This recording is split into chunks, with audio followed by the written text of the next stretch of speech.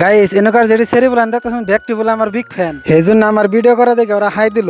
স্কুলে যাওয়ার পরে যে আমার এরকম করে থালি ধোয়াবো আমি হয়তো কোনোদিনও ভাবছিলাম না। আসসালামু আলাইকুম, আমি শহীদুল, আপনারা দেখতেছেন শহীদুল মিনি ব্লগ। আজকে আমি আবার গেতেছি আমার এক্স স্কুলে একটা কাগজের নিগে। 2 দিন আগে আমি গেছিলাম স্কুলে একটা কাগজের নিগে, তো সেদিনকে আমার কাগজটা দিছিল না, তো আজকে আমরা দেবো কাগজটা, সেই জন্য আমি গেতাছি। আসো দিন আমি স্কুলের ভিতরে যাই গেট দিয়ে, আজকে আমি গেতাছি স্কুলের বাইর সাইড দিয়ে, মানে রান্ধন করে আমি স্কুলের ভিতরে গেতাছি। তো আমি ভিতরে ঢোকার হাতে হাতে দিয়ে গেটের সামনে কটা আমার বিগ ফ্যান খাড়া রয়েছে, ওরা বলে আমার ভিডিও দেয়, এই জন্য আমার ভিডিও করা দেখে ওরা হাই দিল। তো আমি স্কুলে যে কাগজে নিয়ে গেছি ওই কাগজটা দিতে বলে অল্প দেরি হবে, যার জন্য আমি অল্প ওয়েট করতেছি। আমি রান্ধন ঘরের সামনে খাড়াই আছিলাম, আমার বন্ধু একটা আমার কোলে আজকে বলে স্কুলে ভাত খাবো, তাই আমি আর দেরি না করে থালি দুটো হাতে নিয়ে ধোয়া আরম্ভ করে দিলাম, কারণ আমি যদি ফ্রিজে ভাত পাই তাহলে আমার আর উঠ থাকে না।